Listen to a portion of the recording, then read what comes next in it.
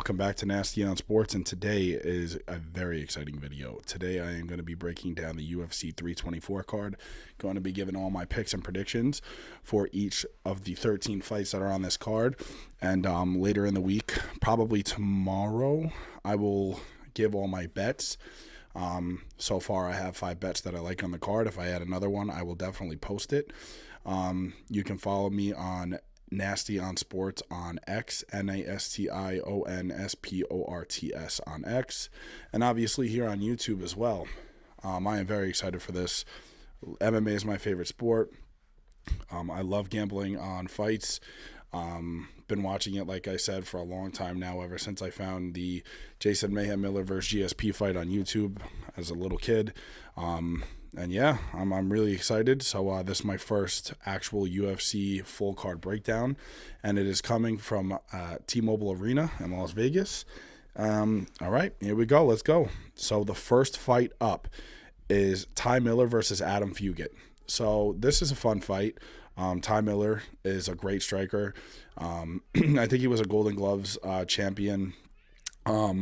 Yeah, I really liked his performance on Dana White's Contender Series. Lots of volume, forward pressure, good chin. Does get hit a lot, which I don't like, but very exciting fighter. He's fighting Adam Fugit, who he's well-rounded, but, Fugit has a lot to be, leaves a lot to be desired. He gets hit a lot. He's just, he's a journeyman at this point. And, yeah, I'm gonna be taking Ty Miller by TKO in the second round. I think he settles into the fight, finds his range, and then mid to late first round settles in. And Fugit's been finished a couple times by strikes. Morales got him out of there. He got knocked out in his amateur career. I flatlined, and but yeah, I'm definitely gonna go with Ty Miller by TKO. Next fight up, we got Ricky Turcios versus Cam Smotherman. So I have Ricky by split decision.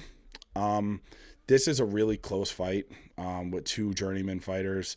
Cam Smotherman has really good boxing, but his grappling leaves a lot to be desired. Ricky Turcios, I mean, he's such a weird fighter. Like, some fights he'll throw no volume, some fights he'll throw a lot of volume.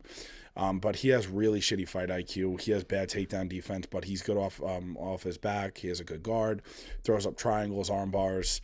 I'm taking Ricky Turcios by split decision just because I think he does more in the fight. Yeah, I just think that the judges are going to be looking at, the big moments in this fight, and I think Ricky Turcios is going to have more moments, more eye-popping moments. So, yeah, I'll go Ricky by split. All right, next fight up, we got Josh Hockett versus Denzel Freeman. So both good wrestlers. Denzel Freeman had a lackluster performance, but a W in his last performance at heavyweight.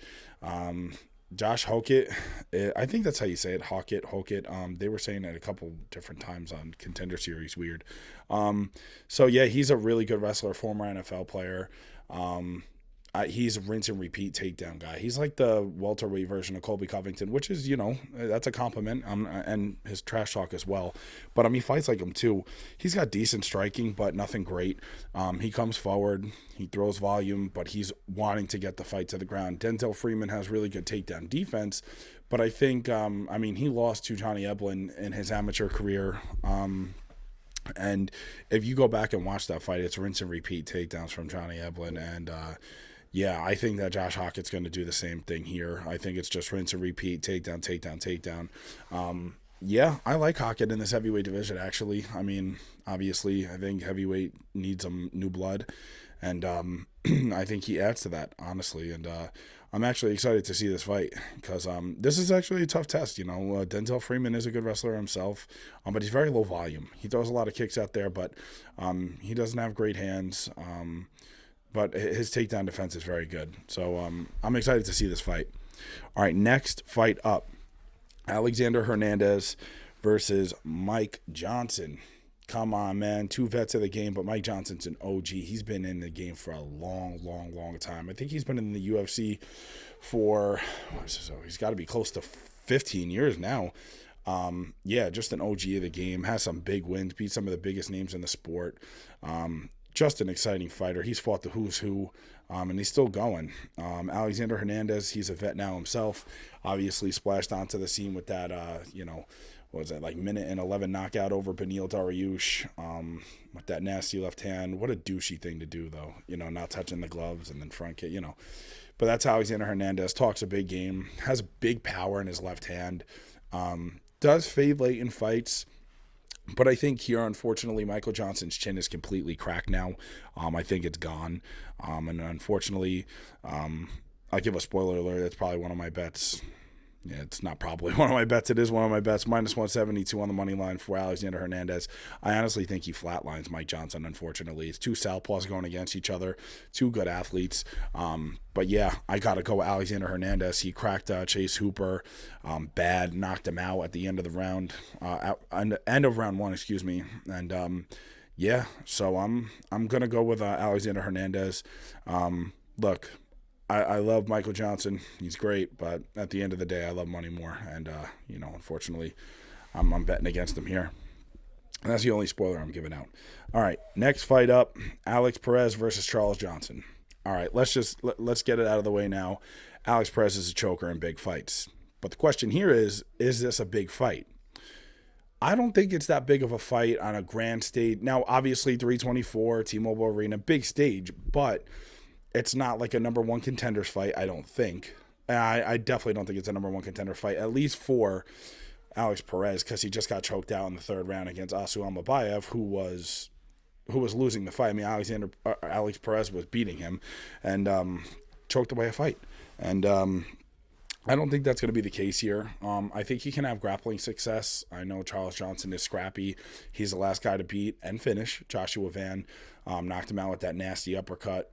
And then overhand, it was nasty. It was a nasty combination. Stunned him and then finished him late in the third or early in the third round. That was a war. But yeah, Charles Johnson, great athlete. Does track and field, has like really great numbers. But the thing about him is too, though, he's low volume and then he comes on strong in the end. So like he settles into the fight, but he does that thing like Peter Yan and a couple other fighters do downloading. But the problem with him, though, is he doesn't get started until like late in the second, early third rounds.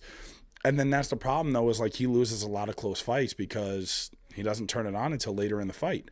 So I'm going to go Alex Perez here because I don't think Charles Johnson has like that one-hitter quitter power.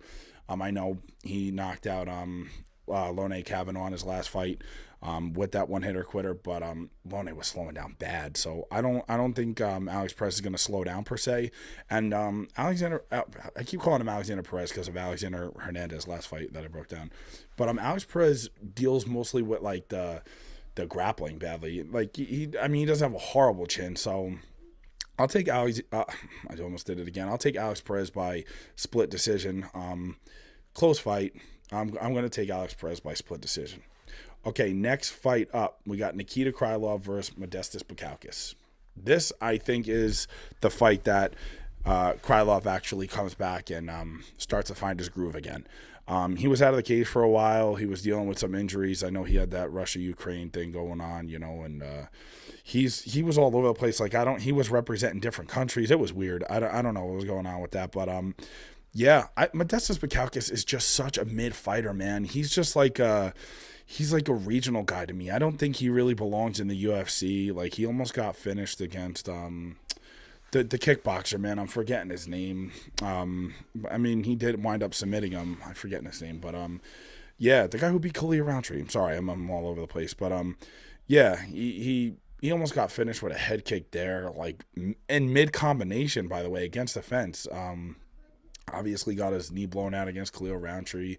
He's mid to me, I don't think he's UFC caliber. I think Krylov is, and I know Krylov has faced some of the best competition light heavyweight has to offer. He did get starched in his last fight.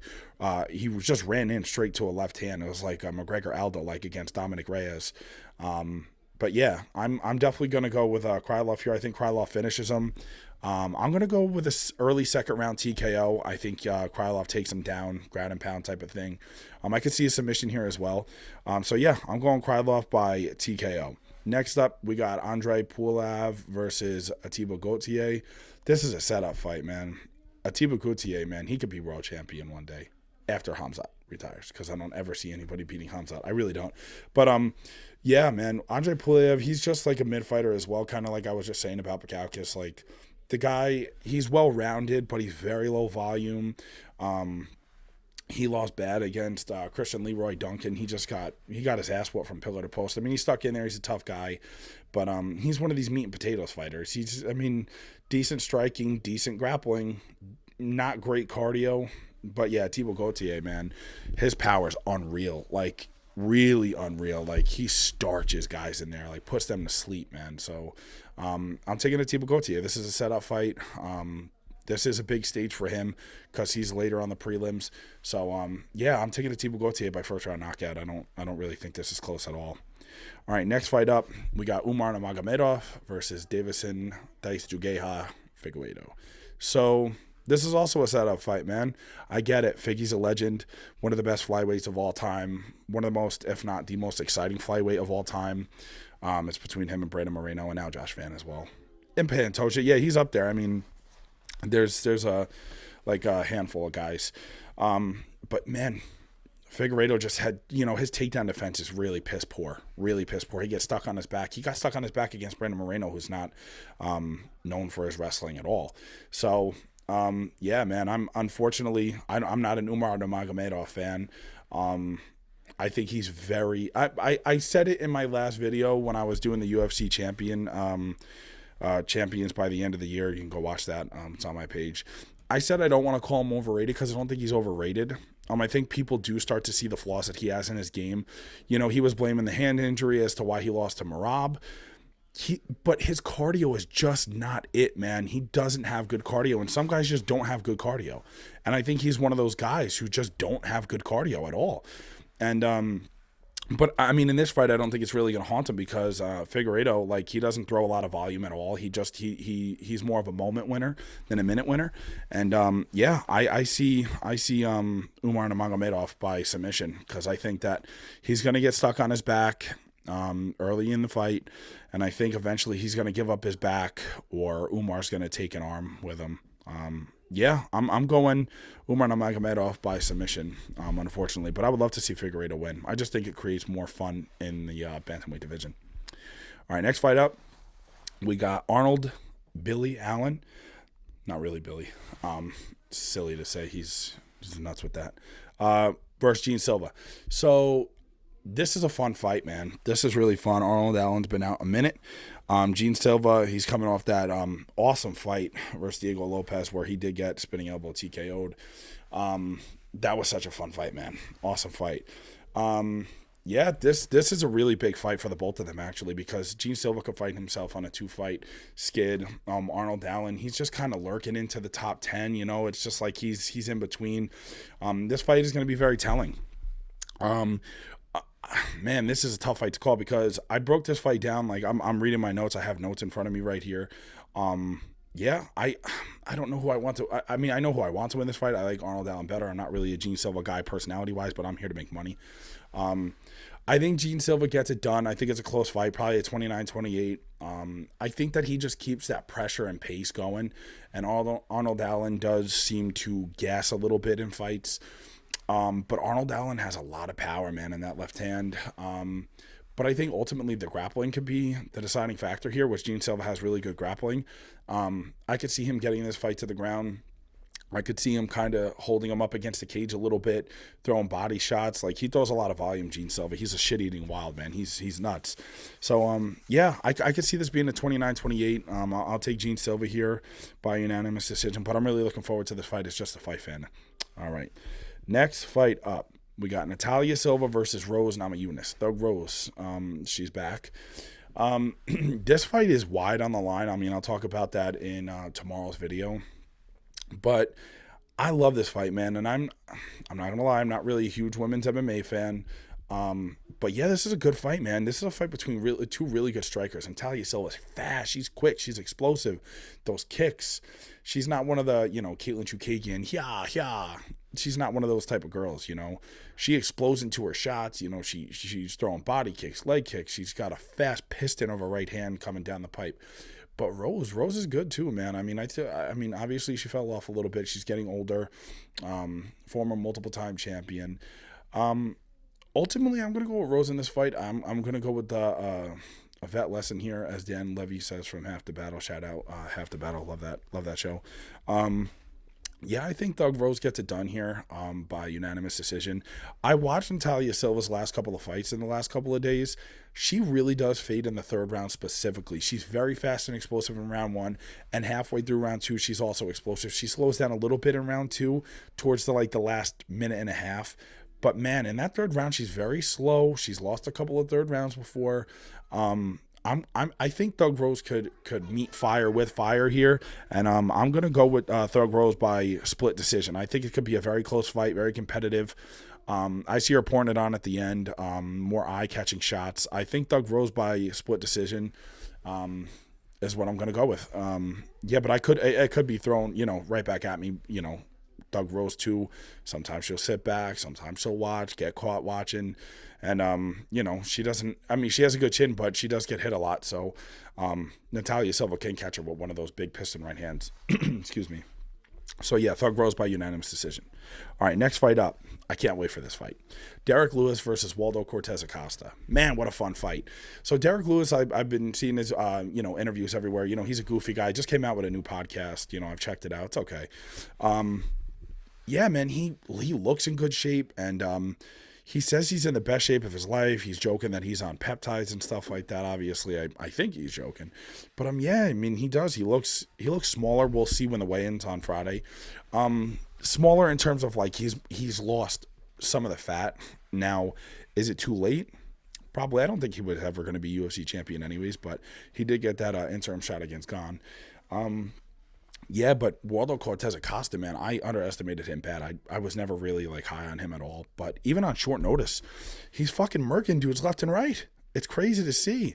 That Ante Delia fight was really, I mean, it was weird, the eye poke and all that stuff. But man, he caught him with that counter right hand. It was fucking beautiful. Dropped him, finished him. And that's after Ante Delia finished Marcin Tybura. A nasty combination against the fence. But man, as much as a fight fan as I want Derek Lewis to win, I don't think he's going to. I think this is going to be a unanimous decision win for Waldo Cortez Acosta because I think he's got a good chin. We saw that against Robelis de Spain. He's gotten cracked a couple of times. I mean, look at all the shots that he was eating from Sergey Pavlovich. Man, Sergey Pavlovich was whooping that ass, but he never went down. He never even got wobbled. It's impressive. So look, Derek Lewis has the most knockouts in heavyweight history. So the man can knock out a fucking horse. But ultimately, I got to go with Waldo Cortez Acosta here. He's got good leg kicks. He's probably going to have a little bit more volume. He's got a nice jab. I think he was a former pitcher in the Dominican. Yeah, so I'm gonna go Waldo Cortez Acosta by unanimous decision. But again, let's go Derek Lewis. We all love Derek Lewis, right? All right, co-main event of the evening was supposed to be Amanda Nunes versus Kayla Harrison, but Kayla Harrison had a neck injury. She had actually got neck surgery, which sucks, man, because I really wanted to see that fight. That was fucking awesome. And, I talk shit about women's MMA, but that was probably my most anticipated women's fight of all time. Well, no, I would say Nunes Cyborg. But, yeah, man, I was picking Nunes in the fight. Spoiler alert, I do think that Nunes was going to win. I think she was actually going to finish her. But yeah, shout out Kayla Harrison, man. I think I think she can come back from this. There's a lot of people saying that this could be career ending and stuff like that. But yeah, shout out Kayla Harrison. I hope she recovers and we get that fight going on mid to late end of 26. So shout out Kayla Harrison. But now the co-main event of the evening is Sean O'Malley versus Song Yadong. I'm excited for this fight, man. Is a co-main event worthy on the first Paramount Plus card? No, but I'm excited for this. I'm going with the upset. I'm going with Song Yadong. Man, Sean O'Malley is just, in my opinion, just a little tad overrated. I know people start to see, since the Merab fight, he robbed Peter Yan horrible. I mean, he didn't. The judges did, to be fair. But man, that was 30-27 friggin' Sean or Peter Yan. Shit, man. I mean, that was terrible. Anyways, I don't want to get into that. But yeah, I'm gonna go Song Yadong here. Working with Team Alpha Male, he's got good wrestling. He's explosive. He's strong for 135. I don't know who Sean's bringing into his camp for, I see that Mario Batista's not, I see that they're not training anymore. I'm on Instagram and stuff like that. I don't see them doing that anymore. I think Mario Batista may have moved camps. Maybe I'm wrong though. But yeah, man, I think Team Alpha Male has Song Yadong ready for Sean O'Malley. I do think that he wins a unanimous decision. Unfortunately, I'm going with a lot of decisions on this card, and I hope I'm wrong. But yeah, I think he's going to wrestle. I think he's going to hold him up against the fence. Sean is not strong enough for reversals in the clinch. Obviously, Sean does have more output, but Song goes forward. Song Yadong has more power, and I think he can clip Sean too. Sean's got cracked a couple of times. And he's getting older. He's the chin worries me with Sean O'Malley. Really, I could see Song finishing him. But yeah, I'm gonna go Song Yadong by unanimous decision here. All right, next fight up in the main event of the evening. I'm really excited about this one. We got Paddy Pimblett versus Justin Gaethje. Man, what a fucking firefight of fire fight. I don't know what I was gonna say, like a fucking firefight or some shit like that. But yeah, I'm excited for this fight. Man, all right. I've been kind of a Paddy hater for a little bit. I realize how good his grappling is, though. His grappling is fucking awesome. Like, it's elite. But the one thing, like, he doesn't wrestle well. He doesn't wrestle well at all. So it's like Justin Gaethje does have good takedown defense. All right. This is a perfect breakdown. Here's how I could put it. If Justin Gaethje throws his leg kicks early and often, Paddy has no fucking shot. Paddy doesn't check leg kicks. He doesn't. Go back and watch his fight with Michael Chandler. Go back and watch his fight with Vargas even. He's getting leg kicked.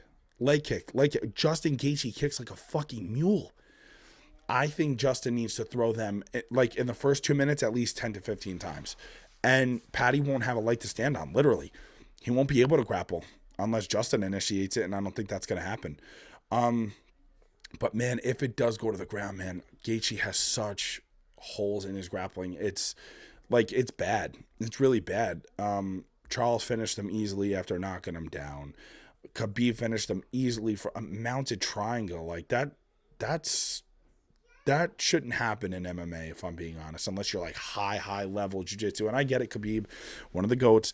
But man, Khabib was taking him down at will. Like, and I get it, Khabib, people are going to probably shit on me like, oh, well, Khabib's one of the best ever. I get it. But Justin Gaethje, I think, was like something like D1 wrestler or some shit like that. It doesn't show. He's got good takedown defense, but his grappling is really piss poor. I think somehow it's going to end up on the ground, and I think Paddy takes the neck, chokes him out. And that's going to be the end of Justin Gaethje's career, basically, in relevance as we know it. But, man, if I was Justin Gaethje, I would, kick the piss out of Paddy's legs, man. Because, Justin, big power, great left hand, big power in his uppercuts, overhands. But he leaves himself open, too. Paddy doesn't have good striking. But, if he wobbles and gets, falls to the floor, that's, Paddy doesn't need to take him down to win, right? So, unfortunately, I'm going to go with Paddy Pimblett.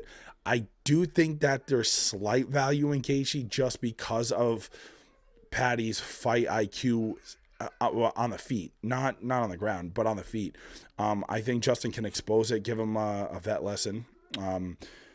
But, man, unfortunately, I got to go with Paddy Pimblett because, if we're talking about fight IQ, Justin Gaethje just likes to get into firefights and just, and I appreciate that as a fan. I fucking love Justin Gaethje, but yeah, I'm going to go with Paddy Pimblett. Some way, somehow it goes to the ground. So, all right, that is your full UFC 324 breakdown.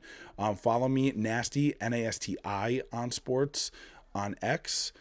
Please make sure to like, share, and subscribe. I love MMA. It's my favorite sport. And I will be giving my bets next day, tomorrow, actually. We'll do it tomorrow, all right? So, yeah, like I said, like, share, subscribe, share my channel, man. I'm in the MMA space now. It took me a while to break down videos and do this stuff, but, man, better late than never, right? All I'll be watching the Die Hard MMA podcast with Clint on Monday. Bookie Beatdown comes down on Tuesday. Dan Levy, shout out Dan Levy. He already gave his picks. I watched that. Like, I take all the information, man. I mean, I've been a fight fan for a long, long time now, almost going on 20 years. You know, I love it, but I can always learn, you know? And, yeah, my like I said, my betting video for UFC 324 is going to come out tomorrow. I have 5 bets right now that I really like. I am kind of looking at a 6th one. So, yeah, let's go, all right? Thank you. Follow me.